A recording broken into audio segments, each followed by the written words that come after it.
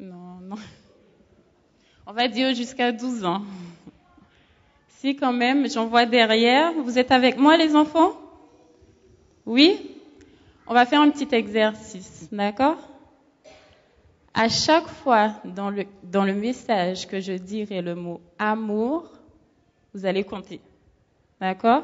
Et à la fin, il faudra me donner un nombre, même si c'est pas exact, mais il y aura un petit quelque chose à la fin pour vous. Vous êtes avec moi? Les grands aussi. OK. Alors, je voudrais vous inviter à observer le temps dans lequel nous vivons. Notre société est en mutation constante.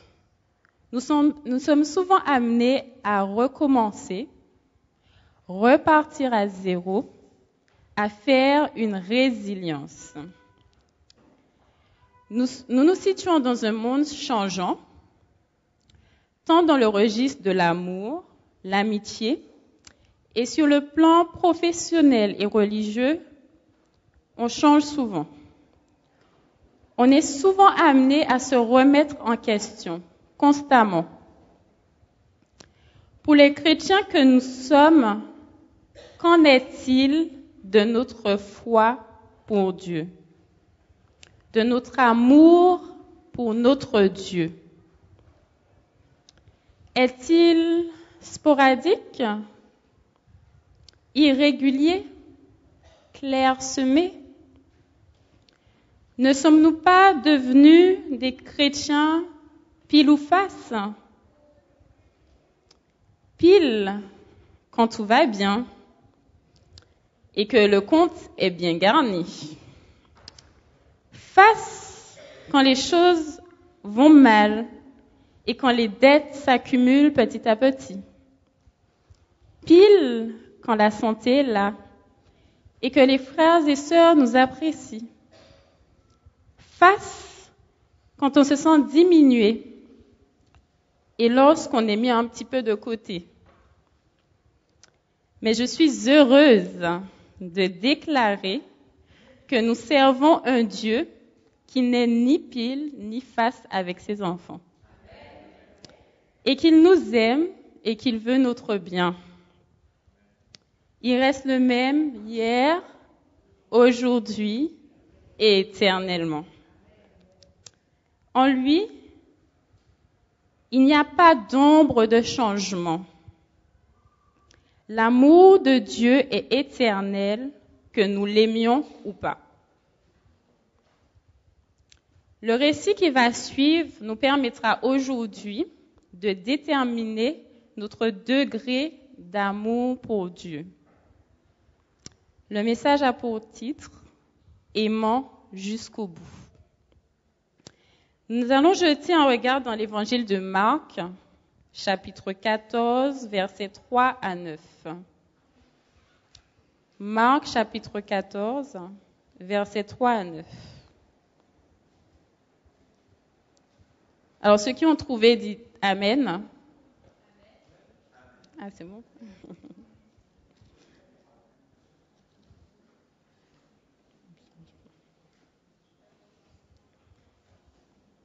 C'est bon. Alors, comme Jésus était à Béthanie, dans la maison de Simon le lépreux, une femme entra pendant qu'il se trouvait à table.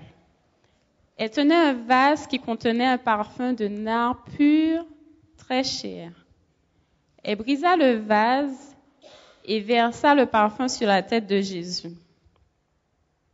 Quelques-uns exprimèrent leur indignation entre eux.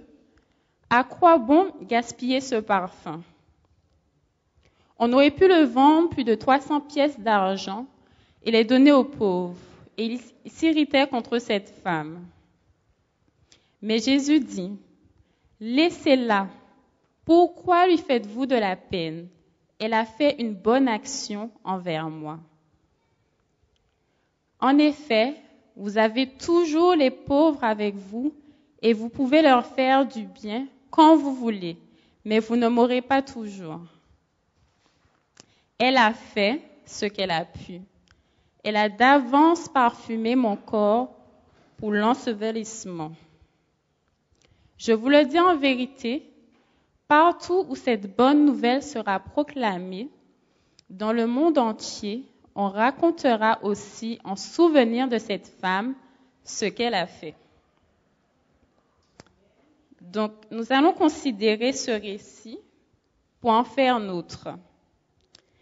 Nous pouvons imaginer la scène. Simon, accompagné de ses convives et de son invité d'honneur, Jésus. Nous ne connaissons pas le menu du jour, mais nous savons que Simon, en remerciement de ce que Jésus l'avait guéri, avait investi pour que la fête soit belle. En pleine fête, une femme entra. Elle savait que Jésus serait là. Elle n'était peut-être pas invitée par Simon, mais elle s'invita aux pieds de Jésus. C'était Marie, la sœur de Marthe et Lazare, connue sous le nom de Marie de Magdala. Posons-nous la question, qu'est-ce qui poussa Marie à faire le chemin de Magdala à Béthanie pour voir Jésus? La réponse est simple. Jésus l'avait délivrée de ses démons. Elle avait vu la puissance de Dieu se manifester dans sa vie. Elle savait qui était Jésus. Son ancienne vie dépravée avait été transformée par la présence et l'amour de Jésus. Jésus avait voyagé du ciel à la terre pour venir la sauver. Et elle était prête à parcourir toute la terre pour arriver à Jésus. Où sommes-nous prêts à aller pour arriver à Jésus? Jusqu'où notre amour pour Jésus nous conduira-t-il? Jusqu'où? Seulement à l'église? Au calvaire? Au baptême? L'amour du chrétien pour son sauveur doit le conduire de la justification à la sanctification et de la sanctification à la glorification. Aimer Dieu n'est pas un mythe ou un rite, c'est une vie. Comme Simon, Jésus nous a libérés de la lèpre du péché. Comme Marie, Jésus nous a délivrés de bien des démons. Vice, alcool, mensonge. Il est venu jusqu'à nous pour nous délivrer. Simon, par reconnaissance et gratitude, a consenti à inviter Jésus à sa table par amour pour lui. Et Marie, pour exprimer son amour, lui apporta un vase d'albâtre qui renfermait un parfum de nard pur de grand prix.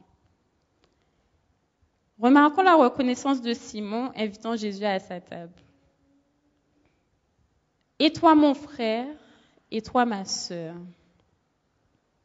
Jésus est-il l'invité de ton cœur? L'invité à ta table? Si Jésus devait frapper à notre maison, ici, aujourd'hui, que trouverait-il? L'amour du monde? L'amour des choses éphémères? L'égoïsme? L'hypocrisie? La jalousie? Que trouverait-il dans notre maison aujourd'hui? Si notre demeure est déjà habitée, il n'y a pas de place pour Jésus. Considérons l'attitude de Marie et de son amour pour son Sauveur. Au verset 3, il est dit, « Elle tenait un vase d'abate qui renfermait un parfum de nard pur de grand prix. Ayant rompu le vase, elle répandit le parfum sur la tête de Jésus. » Marie n'eut aucune peine à sacrifier une année de salaire pour offrir ce parfum à Jésus. Parce qu'elle a considéré que les 33 années que Jésus avait passées sur terre n'étaient pas égales à une année de salaire, mais à bien plus. L'amour de Marie pour Jésus surpassait l'amour des biens d'ici-bas. Simon et Marie ont aimé Jésus jusqu'au bout. Lisons le passage de Romains chapitre 8, versets 38 à 39. Romains chapitre 8, versets 38 à 39.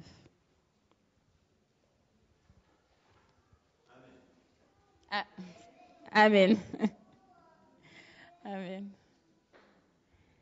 Car j'ai l'assurance que ni la mort, ni la vie, ni les anges, ni les dominations, ni les choses présentes, ni les choses à venir, ni les puissances, ni la hauteur, ni la profondeur, ni aucune autre créature ne pourra nous séparer de l'amour de Dieu manifesté en Jésus-Christ, notre Seigneur.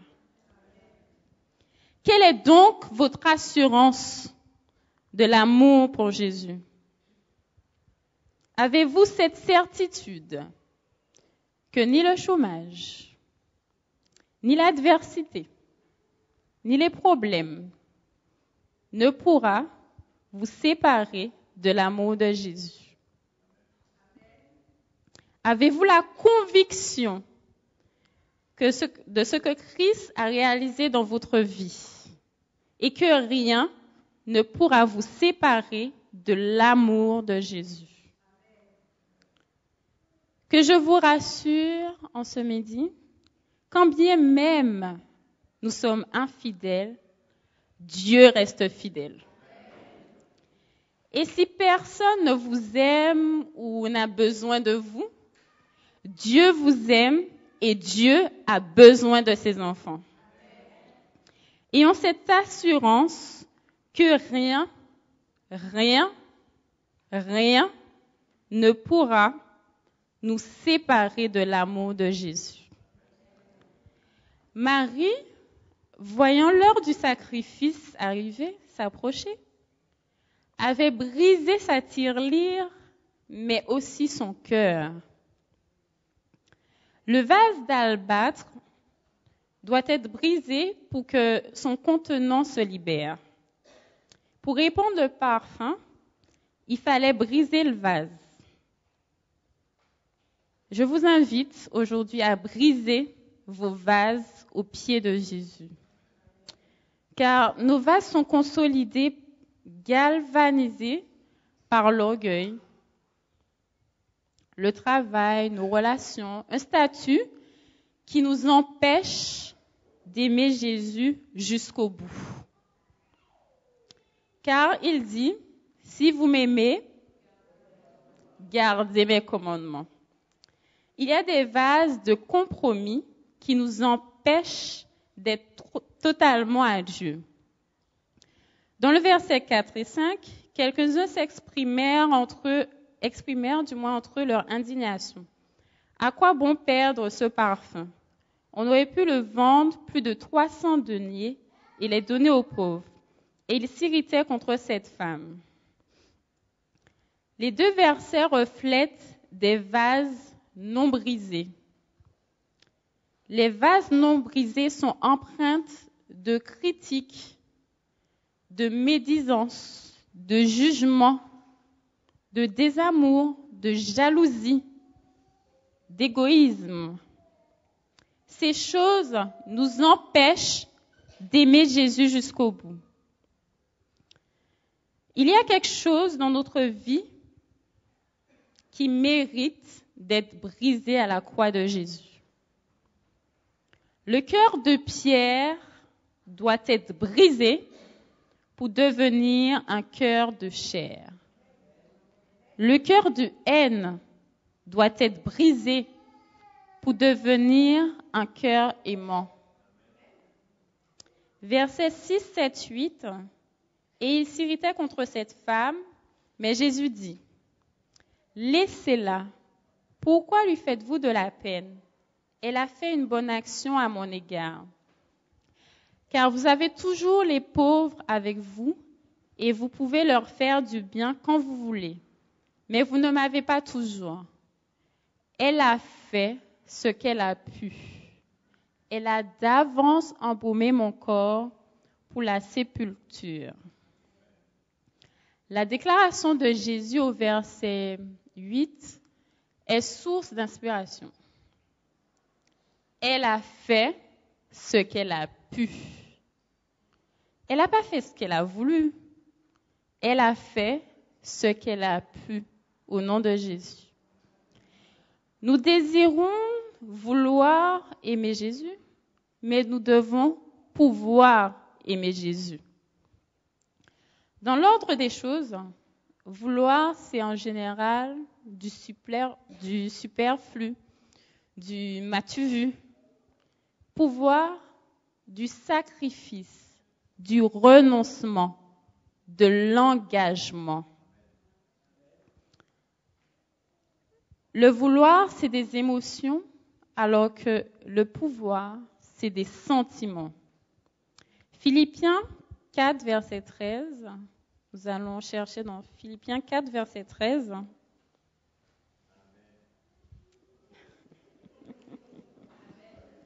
Amen. Philippiens 4, verset 13.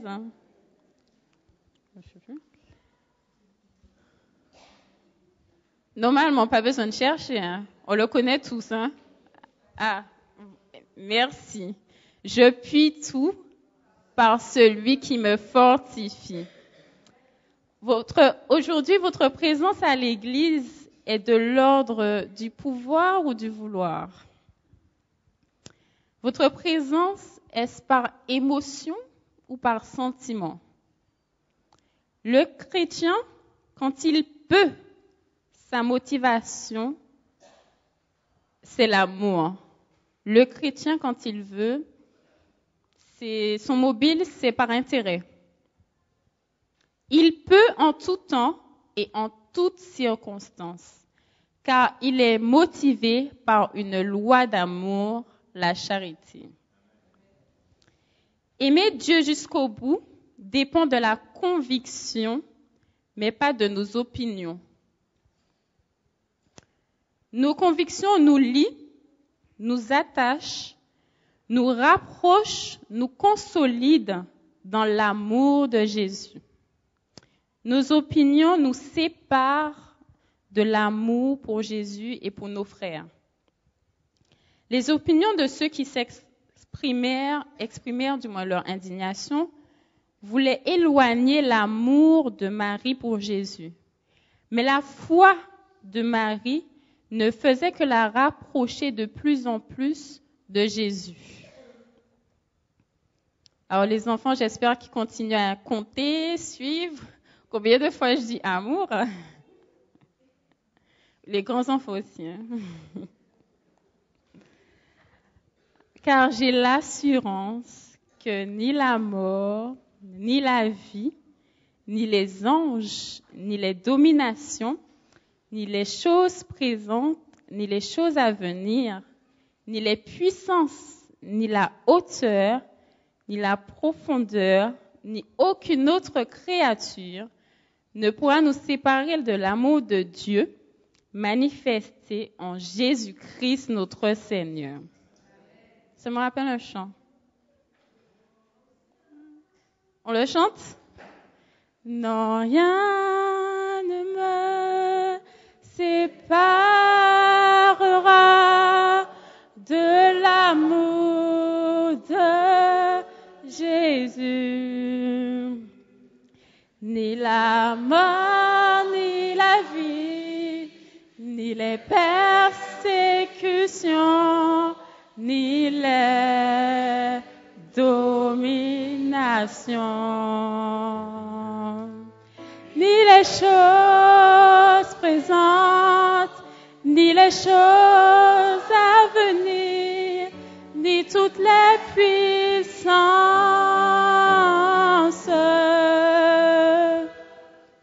Non, rien ne me séparera de Jésus.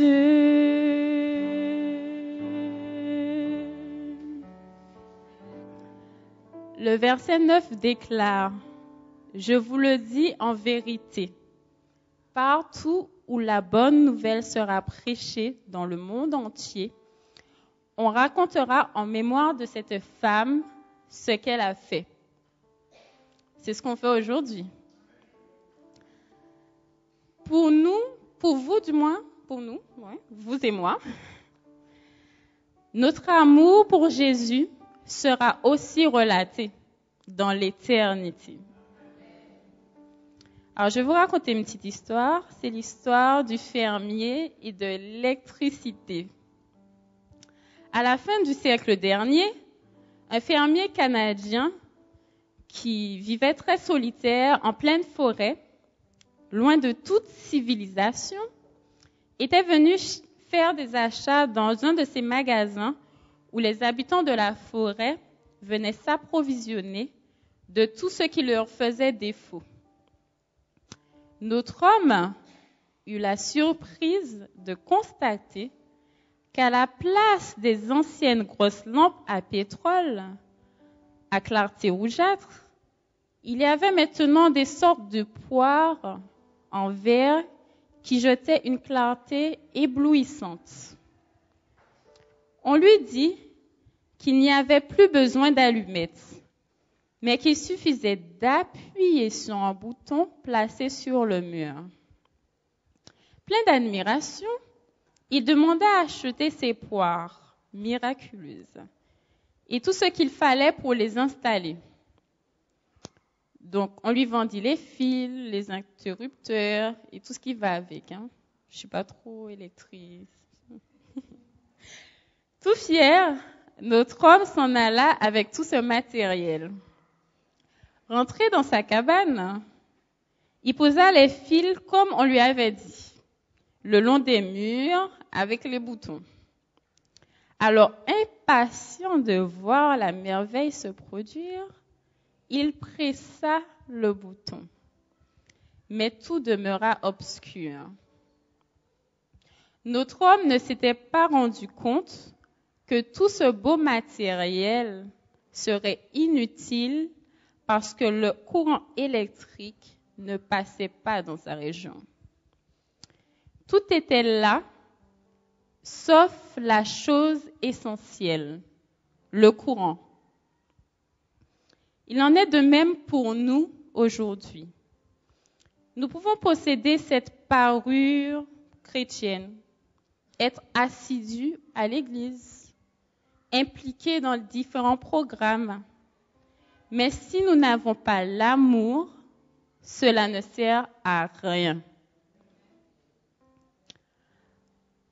Comme le sarment est attaché au sceptre, nous devrions nous attacher à Jésus pour porter le fruit de l'amour. Lorsqu'on est connecté à cette source, il n'y a pas de compteur, car on aime sans mesure. Lorsqu'on est connecté à cette source, il n'y a pas de facture, car l'amour de Dieu est gratuit. Lorsqu'on est connecté à cette source, il n'y a jamais de coupure, car l'amour du Christ nous presse.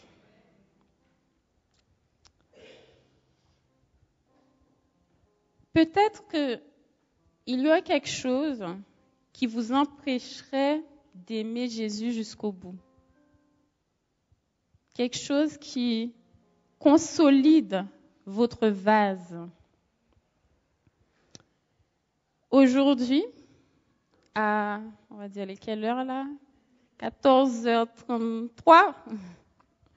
Je vous demande de venir briser vos vases consolidés par ces soucis, par ces problèmes.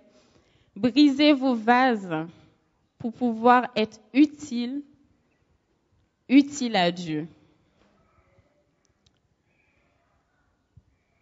Vous avez peut-être pensé qu'il vous reste du moins plus rien, mais votre présence témoigne de votre amour pour Dieu. Et qui voudrait ce midi recevoir cette grâce? Cette grâce, amen, cette grâce d'aimer en dépit de tout. Cette grâce de pardonner ce qui nous semble impardonnable. De supporter ce qui est pour nous insupportable. Cette grâce d'aimer Jésus jusqu'au bout. Ceux qui veulent recevoir cette grâce, je vous invite à vous lever et reprendre le chant avec moi. Moi, je l'aime bien. Hein? Non, rien ne me séparera de l'amour de Jésus.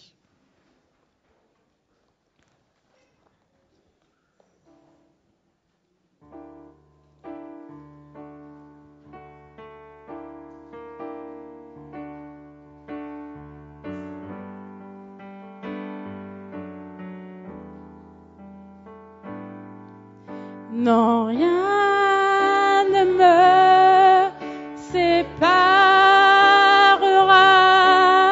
de l'amour de Jésus.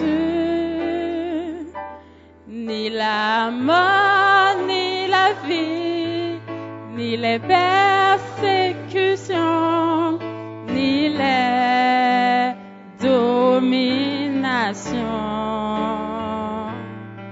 Ni les choses présentes, ni les choses à venir, ni toutes les puissances.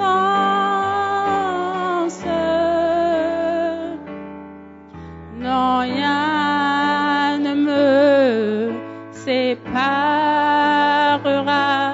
de Jésus. Il est toute ma vie. Il est toute ma vie, je ne peux vivre sans lui, car il m'a tant aimé. Là sur la croix, il souffrit pour moi, pour que je sois sauvé. Il m'a racheté, il m'a justifié et il m'a sanctifié. Non, rien ne me séparera de Jésus.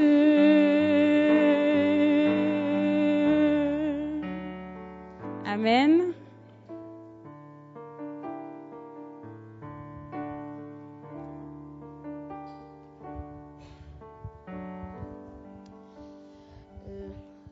Nous allons prier.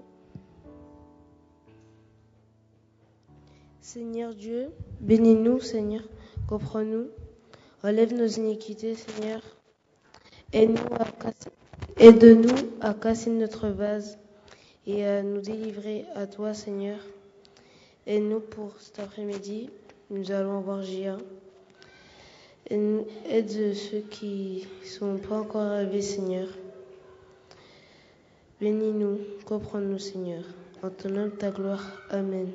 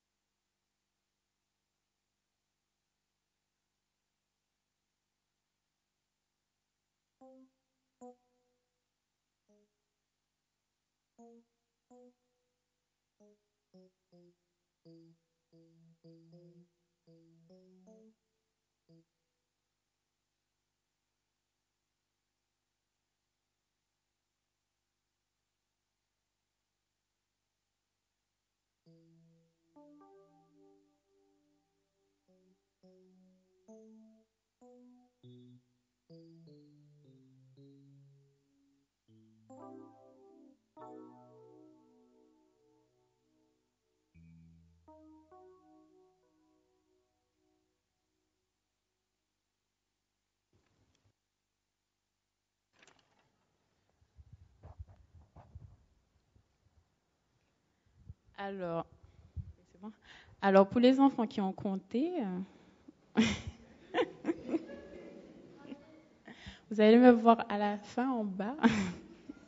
Vous allez me dire le chiffre que vous avez trouvé et je vais vous dire.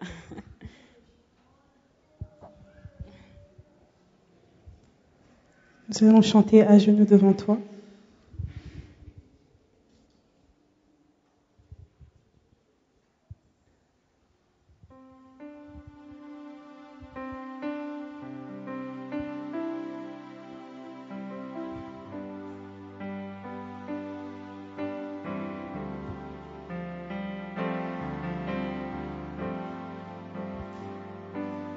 À genoux devant toi, je ne peux rien t'apporter d'autre que moi. Quand tout ce qui me reste, c'est la certitude que tu es mort pour moi. Alors mon cœur soudain s'élève quand ton amour vient me toucher. Et je regarde à la croix et je te vois à la croix. Ma vie retrouve un sens quand je me tiens à genoux devant toi.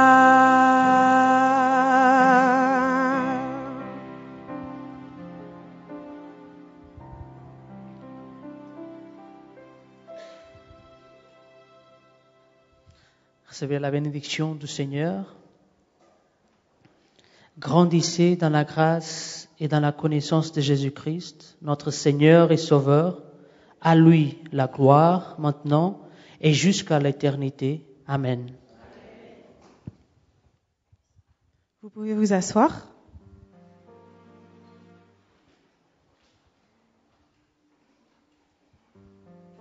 Notre Dieu est puissant.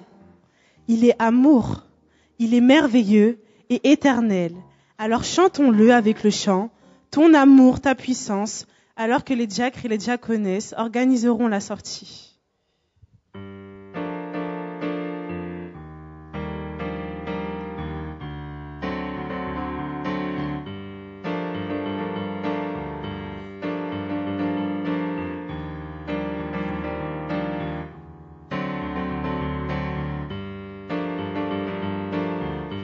Ton amour, ta puissance, ta présence dans ma vie. Ton amour, ta puissance, ta présence dans ma vie. Et je veux t'adorer de tout mon cœur. Et je veux t'adorer de toute mon âme. Et je veux de toute ma force, car tu es mon Dieu, tu es mon Dieu. Dieu, tu es ton amour, ta puissance, ton amour, ta puissance, ta présence dans ma vie. Ton amour, ta puissance, ta présence dans ma vie. Et je veux t'adorer de tout mon cœur. Et je veux t'adorer de toute mon âme. Et je veux t'adorer de toute ma force. De toute ma force, car tu es mon Dieu. Une dernière fois, ton amour, ta puissance. Ton amour, ta puissance, ta présence dans ma vie. Ton amour, ta puissance, ta présence dans ma vie. Et je veux t'adorer de tout mon cœur. Et je veux t'adorer de toute mon âme. Et je veux t'adorer de toute ma force, car tu es mon Dieu. Tu es mon Dieu, car tu es mon Dieu. Car tu es mon Dieu. Tu es mon Dieu. Amen. Bon sabbat à tous. Merci.